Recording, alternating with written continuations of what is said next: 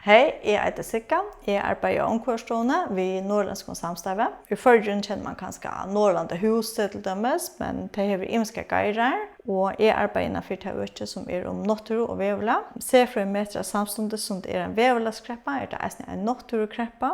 1 million vildjøra og planteslå høyt, og det dødger ut 100 til 1000 skjøtere av mennesker av dem. Årsøkene skjemasetter.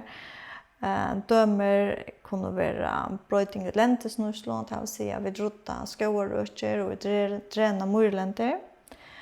Så det overnuslige natur tilfunnet, vevlas brøytingar i reisen i Norsøk. Arbeidsbøkene som jeg arbeider for, virker så 4 stekker og venter hese gongene. Jeg omsitter en av 8 om 5 millioner om året, og ferdig til verskattlander som av imsan hatt virker for å vente gongene. Døme og verskattlandet til dømes at kunne fyrbyrking av spjæring av orstakarsplanten ut i vittlånåtturene, at jeg var norrlandsk ungdom en rød til ST-samlinger og nødja nåtturavtaler.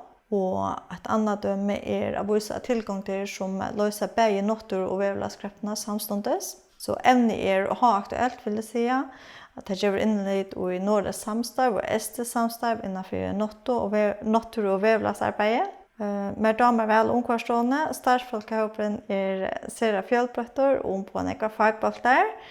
Det hovedlig å kunne arbeide ved middelkjøret samstarve ved stedsetting hjemme.